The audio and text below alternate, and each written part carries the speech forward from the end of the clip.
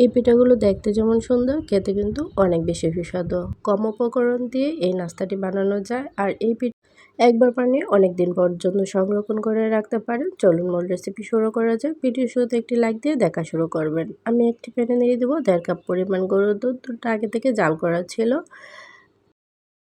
দিয়ে দেবো 1/4 কাপের মতো নারিকেল কোড়ানো এবং 1/4 কাপ চিনি।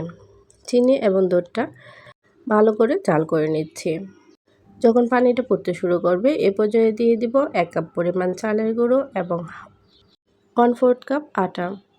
এখন সবগুলো উপকরণ ভালো করে মিশিয়ে নিচ্ছি। চালের গুঁড়োটা অল্প অল্প দিয়ে একটি কামির বানিয়ে নেব। অনবরত নেড়ে কামিরটা তৈরি করে নিচ্ছি। কামিরটা হয়ে গিয়েছে, এখন ঠান্ডা হওয়ার জন্য একটি প্লেটে ঢেলে নিচ্ছি। যখন কুসুম গরম থাকবে সেই পর্যায়ে ডোটা ভালো করে মাখিয়ে নিতে হবে, নয়তো কিন্তু এটা শক্ত হয়ে যাবে। এই সামান্য 3টে উপকরণ দিয়ে কিন্তু অনেক মজার একটি পিঠা তৈরি করা যায়। এখন ভালো করে মাখিয়ে নিচ্ছে। মাখানো হয়ে গেলে ছোট ছোট করে লেচি কেটে নেব। আপনারা চাইলে বড় করে রুটি বানিয়েও এটা করে নিতে পারেন। আমি হাতের সাহায্যে এগুলো করে নিচ্ছি। এখন ছোট ছোট করে নিয়ে হাতের মধ্যে একটু চ্যাপ্টা করে নেব। এখন একটি কাঁটা চামচ দিয়ে ডিজাইন করে নিচ্ছি। আপনাদের পছন্দ অনুযায়ী যে কোনো ডিজাইন করে নিতে পারেন।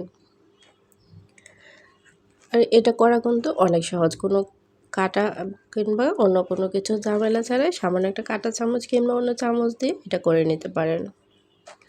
আপনাদের পছন্দ অনুযায়ী ডিজাইনটা করে নিতে পারেন। এখনও যারা পেজটা লাইক দেন না, প্লিজ পেজটা লাইক দিয়ে সাথেই থাকুন। এই শীতে আপনারা কিন্তু এই পিঠাটা বানাতে পারেন এবং অনেক দিন পর্যন্ত সংরক্ষণ করে রাখতে পারেন। সবগুলো পিঠা এভাবে করে বানিয়ে নিচ্ছি। নতুন নতুন নাস্তার রেসিপি এবং পিঠার রেসিপি দেখতে পেজটা ফলো দিয়ে সাথেই থাকুন। আর যারা এখনও একটি লাইক দেন প্লিজ পেজটাকে একটি লাইক দিয়ে দিন এবং ভিডিওটি শেষ পর্যন্ত কন্টিনিউ করেন। সবগুলো পিঠা বানানো হয়ে গিয়েছে। এখন একটি প্যানে পর্যাপ্ত পরিমাণ তেল গরম করে নিচ্ছি। তেলটা যখন গরম হয়ে যাবে সেই পর্যায়ে পিঠাগুলো দিয়ে দিব।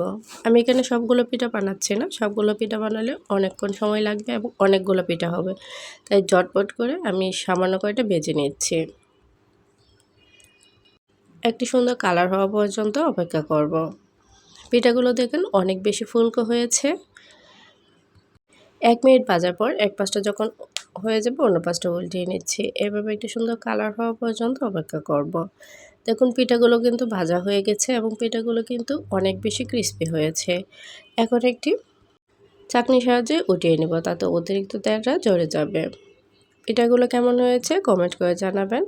ভিডিওটি দেখার জন্য সবাইকে অসংখ্য ধন্যবাদ।